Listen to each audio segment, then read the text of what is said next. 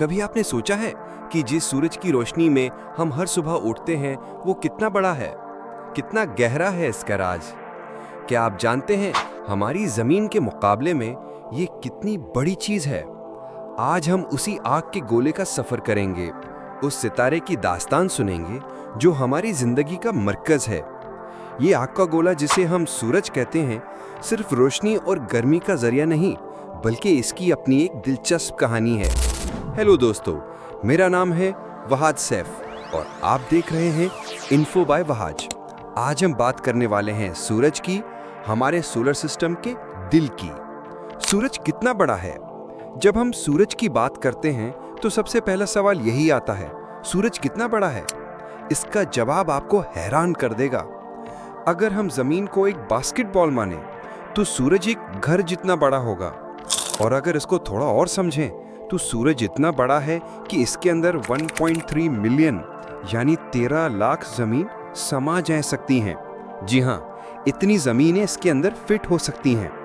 सूरज का डायमीटर यानी चौड़ाई तकरीबन 1.39 मिलियन यानी 13,90,000 किलोमीटर हैं, जो जमीन के डायमीटर से 109 गुना ज्यादा है। सूरज कैसे वजूद में आया? सूरज आज से तकरीबन 4.6 बिलियन साल पहले वजूद में आया। ये कोई अचानक नहीं हुआ, बल्कि एक लंबे और पेचीदा प्रोसेस से गुजरा। हमारे सोलर सिस्टम में एक बहुत बड़ा गैस और धूल का बादल था, जिसे हम सोलर नेब्यूला कहते हैं। ग्रेविटेशनल फोर्स की वजह से इस बादल में मौजूद गैसेस यानी हाइड्रोजन और हीलियम और धूल एक जगह जमा होना शुरू हो गए।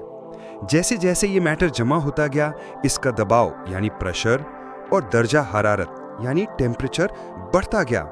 जब टेम्परेचर 15 मिलियन यानी 1.5 करोड़ डिग्री सेल्सियस तक पहुंचा, तो इसके मरकज में न्यूक्लियर फिजन का अमल शुरू हो गया। न्यूक्लियर फिजन एक ऐसा प्रोसेस है जिसमें हाइड्रोजन एटम्स आपस में मिलकर हीलियम बनाते हैं, और इस अमल से बहुत ज्यादा ताकत रिलीज होती है। ये ताकत ही सूरज की रोशनी और गर्मी का जरिया है। इस तरह से एक नया सितारा पैदा हुआ, जिसे हम आज सूरज के नाम से जानते हैं। सूरज की उम्र कितनी है? हमने जाना कि सूरज 4.6 बिलियन साल पहले पैदा हुआ था, लेकिन उसकी उम्र कितनी है? सूरज अपनी जिंदगी के बीच में है। इसकी कुल उम्र तकरीबन 10 बिलियन साल है। इसका मतलब है कि अभी उसको तकरीबन 5 बिलियन साल और जीना है, जिसमें ये इसी तरह रोशनी और गर्मी देता रहेगा। लेकिन जब इसका हाइड्रोजन फ्यूल खत्म हो जाएगा तो ये मरने लगेगा।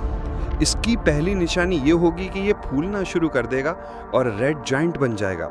ये इतना फूल जाएगा कि मरकरी, वीनस और शायद जमीन को भी अपने अंदर संभालेगा। आखिर में ये सुकड़ कर एक वाइट ड्वार्फ बन जाएगा। सूरज सिर्फ एक आग का गोला नहीं, बल्कि इसके अंदर कई दिलचस्प और हैरान करने वाली बातें हैं। सरफेस का टेम्परेचर।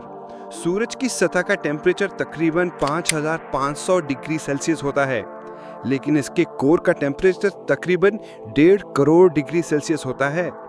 Solar flares. सूरज से वक्फे से शिद्दत से रोशनी और रेडिएशन बाहर आती हैं, जिन्हें सोलर फ्लेयर्स कहते हैं। ये फ्लेयर्स इतने ताकतवर होती हैं कि हमारे सैटेलाइट और कम्युनिकेशन सिस्टम को डिस्टर्ब कर सकती हैं। सूरज की